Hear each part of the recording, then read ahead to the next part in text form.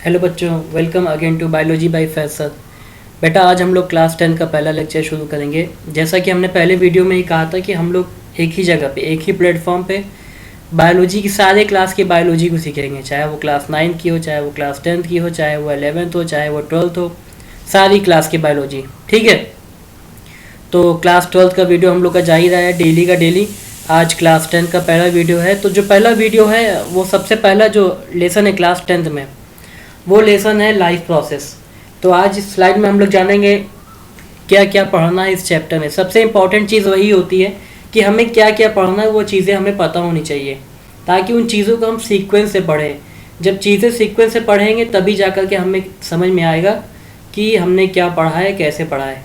ठीक, तो आप लोग इस चैनल पर नए हैं तो मेरे चैनल को सब्सक्राइब कर लीजिए, और क्लास 12 आपके कोई कज़न्स क्लास 12th में है तो उनको भी ये चैनल रिकमेंड कर दीजिए और इस वीडियो को पूरा देखिएगा। ठीक है, तो चलिए शुरू करते हैं। ये मेरे बारे में कुछ ब्रीफिंग है, आप लोग देख लीजिए। ठीक, अब देखिए क्या क्या पढ़ना है हमें इस चैप्टर में। सबसे पहले तो हमें ये पढ़ना है लाइफ प्रोसेस, कि लाइफ प्रोसेस होता क्या है, व्हाट इज़ लाइफ प्रोसेस। ठीक, उसके बाद लाइफ प्रोसेस में जितने भी पार्ट्स हैं, सबसे पहला पार्ट उसमें है न्यूट्रिशन। न्यूट्रिशन पढ़ेंगे क्या होता है, कितने टाइप का होता है, मैक्रो न्यूट्रिएंट क्या होते हैं, माइक्रो न्यूट्रिएंट क्या होते हैं। ठीक है, उसके बाद जो हमें अगला पढ़ना है वो पढ़ना है न्यूट्रिशन इन प्लांट। प्लांट को भी वो लिविंग ऑर्गेनिज्म है तो लिविंग ऑर्गेनिज्म को खाना चाहिए ही होता है। बिना खाना खाए कोई भी लिविंग ऑर्गेनिज्म सर्वाइव नहीं करेगा। तो प्लांट फोटोसिंथेसिस से अपना फूड बनाता है, तो फोटोसिंथेसिस पढ़ेंगे। इसके बाद ह्यूमन पे आ जाएंगे, ह्यूमन में डाइजेशन कैसे होता है, सारी चीज़ें, nutrition in human, respiration in human, transport in human, transport in plant और एक्सक्रीशन इन प्लांट। ठीक है, तो वन बाय वन हम लोग ये सारी चीज़ें सीखेंगे। ध्यान दीजिएगा, एक ही वीडियो में पूरा चैप्टर नहीं है, ये चैप्टर पार्ट वाइज बनता है ताकि आप लोग को सारी चीज़ें क्लियर कर समझ में आ जाए।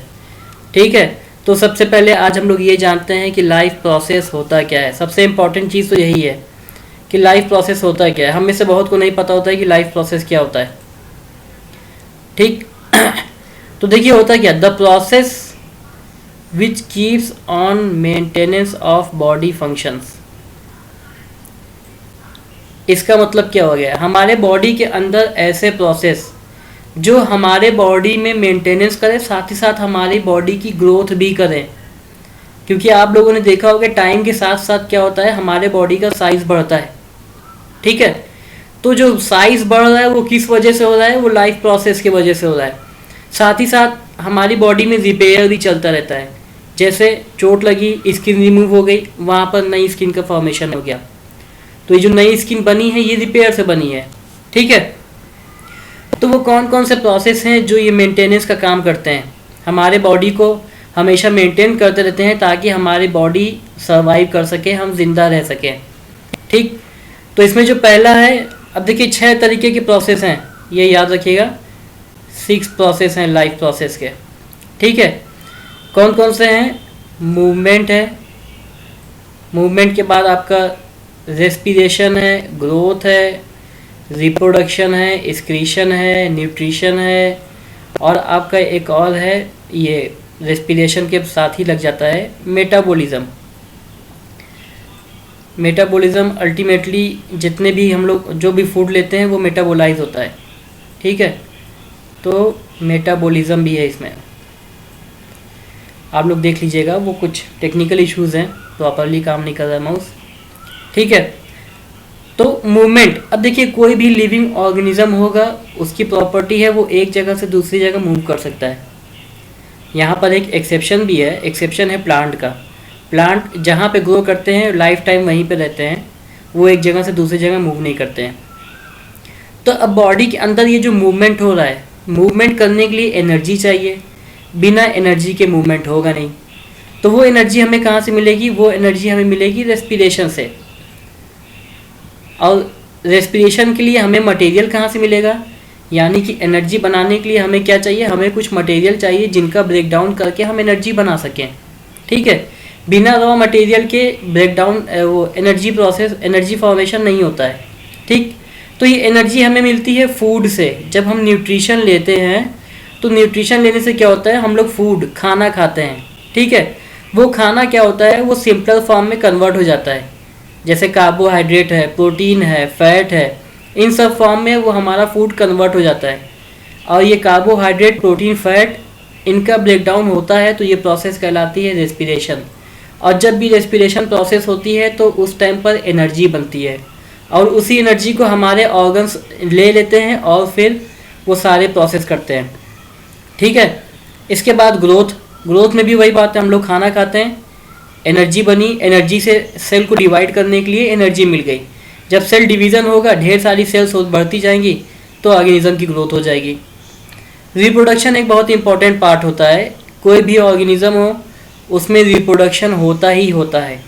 रिप्रोडक्शन ऑर्गेनिज्म का लाइफ स्पैन का एक इम्पॉर्टेंट पार्ट होता है। ठीक है। तो कोई भी ऑर्गेनिज्म हो, चाहे वो यूनिसेलुलर हो, मल्टी सेलुलर हो, उसमें रिप्रोडक्शन होना ही होना है। और ये एक इम्पॉर्टेंट प्रोसेस ये है एक्सक्रीशन। होता क्या है, जब हम लोग फूड खाते हैं तो फूड से हमने यूज़फुल चीज़ निकाल ली, कार्बोहाइड्रेट, फैट, विटामिन, ये सब चीज़ें निकाल ली। उसके बाद जो मटेरियल बचता है उसको हम लोग कहते हैं वेस्ट मटेरियल। इस वेस्ट मटेरियल को बॉडी से बाहर निकालने की जो प्रोसेस होती है, the process of removal of waste material from the body is called excretion.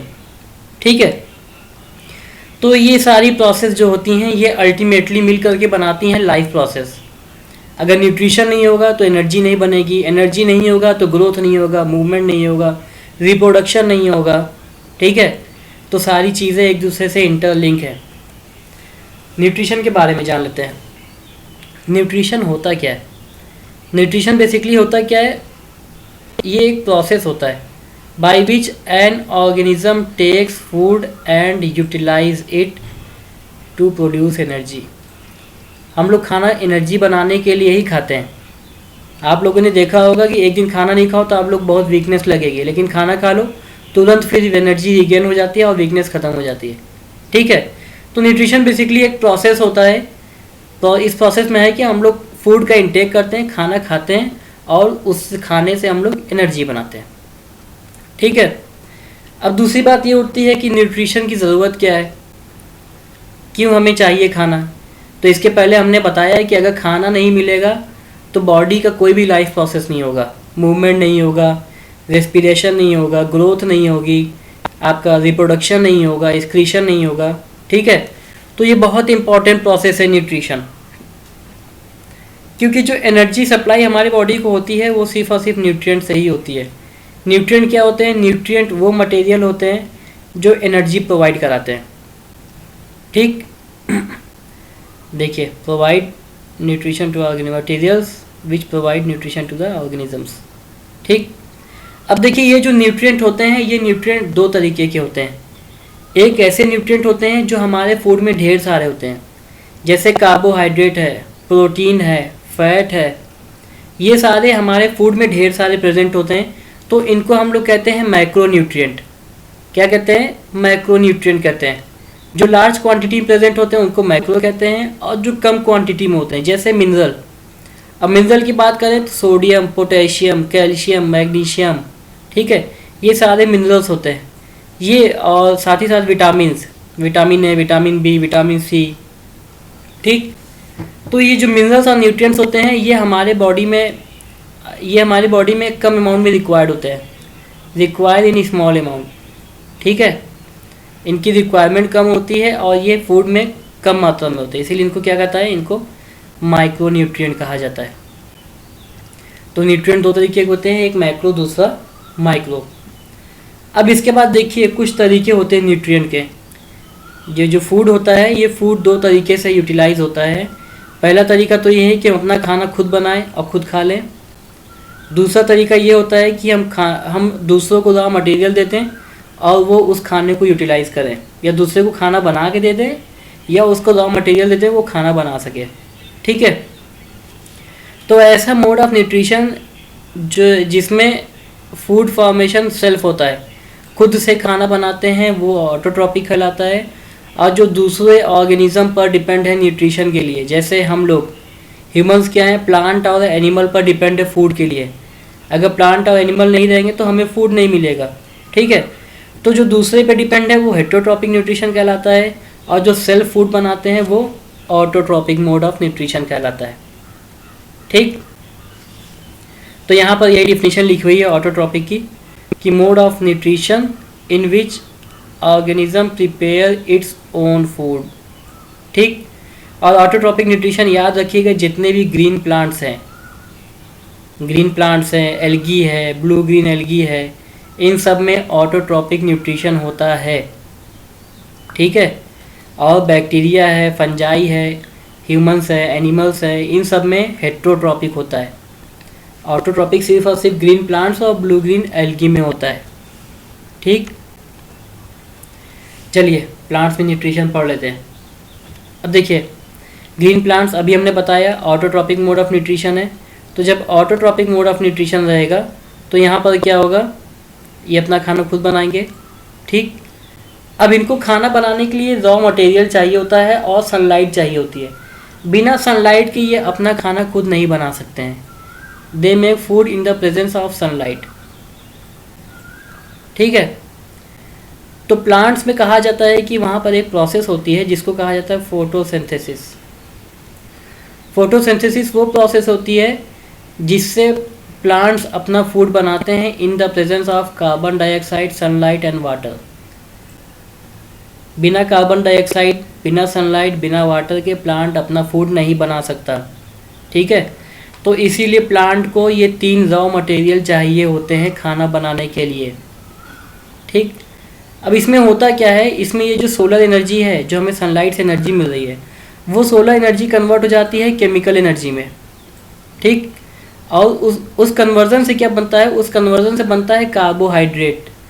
और कार्बोहाइड्रेट हमें पता है, जब कार्बोहाइड्रेट का ब्रेकडाउन करते हैं, कार्बोहाइड्रेट को तोड़ते हैं तो एनर्जी बनती है। तो अब ये कितने तरीके का ब्रेकडाउन है, क्या है, ये आगे हम लोग को इस चैप्टर में पढ़ना है। अब बात करें कि ये फोटोसिंथेसिस होती कहाँ है प्लांट्स में, तो जितनी भी हरी पत्तियाँ होती हैं, ग्रीन लीव्स में फोटोसिंथेसिस होती है। ठीक है, ग्रीन लीव्स में क्या होता है, फोटोसिंथेसिस होती है। इनफैक्ट कुछ ऐसे प्लांट हैं जिनके स्टेम में भी फोटोसिंथेसिस होती है। ठीक, लेकिन ज़्यादातर मोस्टली ये देखा गया है मैक्सिमम केसेस में कि ग्रीन लीफ होती हैं, वहाँ पे ही फोटोसिंथेसिस होती है। अब ये जो पत्तियाँ होती हैं, यहाँ पर एक क्वेश्चन ये बनता है कि जो ग्रीन पत्तियाँ होती हैं ये हरी क्यों होती हैं। ठीक है, तो हरी इसलिए होती हैं क्योंकि इनके अंदर एक पिगमेंट पाया जाता है, उस पिगमेंट को कहा जाता है क्लोरोफिल। ये क्लोरोफिल ग्रीन कलर का होता है, ग्रीन पिगमेंट होता है क्लोरोफिल, जिसकी वजह से ये हरी पत्तियाँ होती हैं। अब ये क्लोरोफिल पत्ती में कहाँ पर पाया जाता है, पत्ती की किस पार्ट में पाया जाता है, तो जो लीफ की सेल होती है, सेल में होता है क्लोरोप्लास्ट। आप लोग क्लास 9 में पढ़े होगे प्लांट सेल, एनिमल सेल, तो प्लांट सेल में पढ़ा होगा, प्लांट सेल में क्लोरोप्लास्ट होता है जहाँ पे फोटोसिंथेसिस होती है, और इसी क्लोरोप्लास्ट के अंदर ये क्लोरोफिल पाया जाता है। ठीक है, नेक्स्ट हम लोग देखते हैं रॉ मटेरियल। अभी हमने बताया कि बिना रॉ मटेरियल के खाना नहीं बनेगा। ठीक, तो कौन कौन से रॉ मटेरियल है फोटोसिंथेसिस के लिए, पहला रॉ मटेरियल है सनलाइट, दूसरा है वाटर, तीसरा है कार्बन डाइऑक्साइड। और ये तीनों चीज़ें प्लांट को अपने सराउंडिंग एटमॉस्फेयर से मिल जाती है। ठीक है, सनलाइट की बात करें तो सनलाइट उसको सन से मिल जाती है।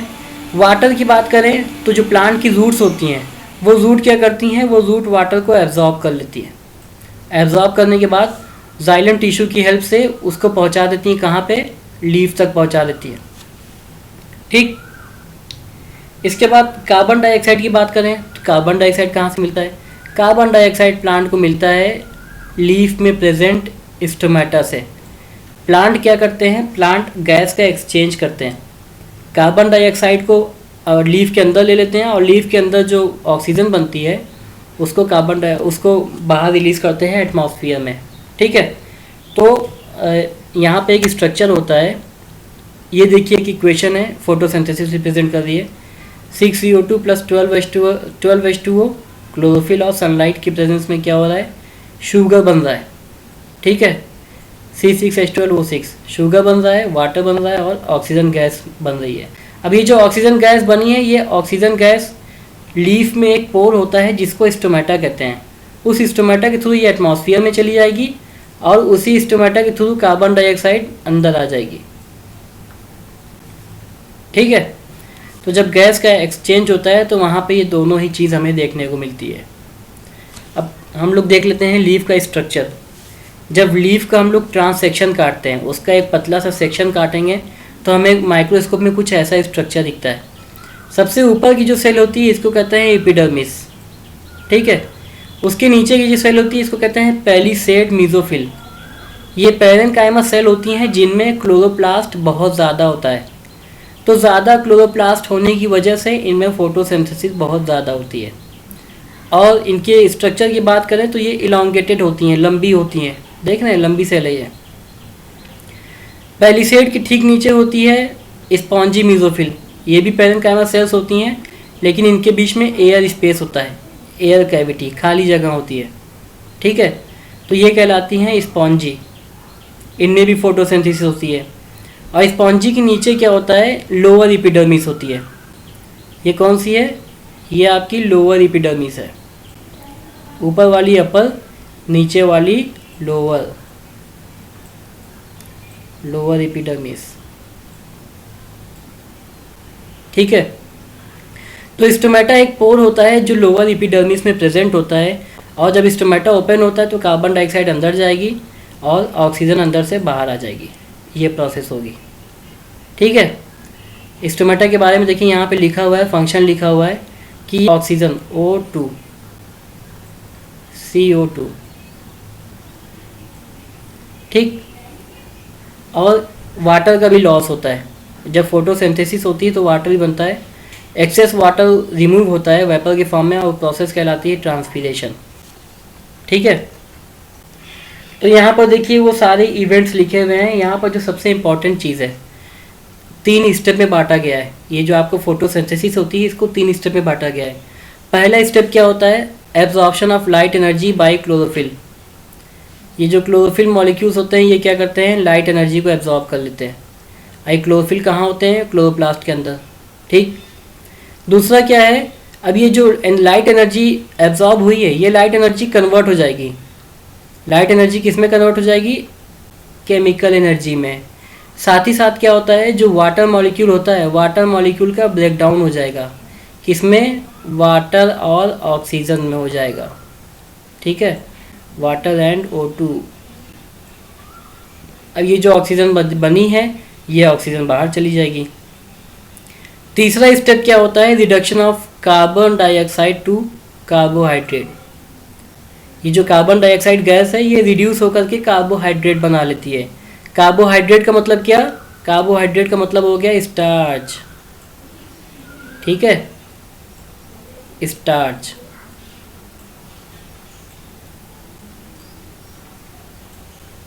ठीक, तो यही 3 स्टेप होते हैं। ये तीनों स्टेप बहुत इंपॉर्टेंट है, एग्जाम में सीधे सीधे पूछ लेता है कि what are the steps involve in the process of photosynthesis. तो आपको सिंपली यही तीनों स्टेप्स लिख देने हैं और कुछ नहीं करना है, ठीक है। बाकी यहाँ पे वही चीज़ लिखी हुई है जो अभी हमने बताई है कि ऑक्सीजन बाई प्रोडक्ट है, हाइड्रोजन रिलीज होता है। हाइड्रोजन कैसे रिलीज होता है, स्प्लिटिंग ऑफ वाटर मॉलिक्यूल से, वही चीज़ें लिखी हुई हैं। और ये इंपॉर्टेंट चीज़ ये है, ये जो कार्बोहाइड्रेट बनता है, कार्बोहाइड्रेट बनने के बाद यूटिलाइज होना शुरू हो जाता है। तो हमें जितना कार्बोहाइड्रेट चाहिए सारा का सारा जब यूटिलाइज हो गया, उसके बाद भी अगर कार्बोहाइड्रेट बचता है तो वो कार्बोहाइड्रेट क्या होगा, वो कार्बोहाइड्रेट कन्वर्ट हो जाएगा स्टार्च में, और वो फिर लीफ में स्टोर हो जाएगा, ठीक है। लीफ में, रूट में, स्टेम में, यहाँ पर जाकर के स्टोर हो जाएगा। और जब प्लांट को रिक्वायरमेंट होगी कार्बोहाइड्रेट की, दोबारा से ये वहाँ से यूज़ कर लिया जाएगा। हमारी बॉडी में भी ऐसा होता है, जो एक्सेस ग्लूकोज होता है वो ग्लाइकोजन के फॉर्म में लीवर में जाकर के स्टोर हो जाता है। और जब बॉडी को रिक्वायरमेंट होती है ग्लूकोज की, तो वहाँ से ग्लाइकोजन फर्दर ग्लूकोज में कन्वर्ट होके यूटिलाइज हो जाता है, ठीक है। तो आज हम लोग जो पढ़े थे वो हम लोग पहला पार्ट पढ़े थे nutrition in plant, that is photosynthesis, ठीक। कल हम लोग पढ़ेंगे आपका nutrition in amoeba, autotrophic nutrition है। तो आप लोग से रिक्वेस्ट है कि मेरे पहली बार इस चैनल को देख रहे हैं तो सब्सक्राइब कर लीजिए, बेल आइकन को ज़रूर प्रेस करिएगा, क्योंकि जैसे ही हम नया वीडियो डालेंगे आप लोग को नोटिफिकेशन मिल जाएगी। साथ ही साथ वीडियो को लाइक ज़रूर करिएगा, आप लोग के लाइक से मुझे मोटिवेशन मिलता है, ठीक है। लाइक करते हैं तो मुझे अच्छा लगता है, मोटिवेशन मिलता है, ठीक। तो लाइक करिए और अपने दोस्तों को शेयर ज़रूर करिए। क्योंकि लॉकडाउन के टाइम में आपका नुकसान नहीं हो तो आपके दोस्तों का भी नुकसान नहीं होना चाहिए। दोस्तों को शेयर करिए, वीडियो को लाइक ज़रूर करिएगा। पसंद आए, कोई भी वीडियो में कुछ कमी है या कोई डिमांडेड वीडियो बनानी है तो उसके लिए कमेंट बॉक्स में ज़रूर कमेंट करें। वीडियो अच्छा लगा तो उसके लिए भी कमेंट करें कि आप लोग को अच्छा लगा।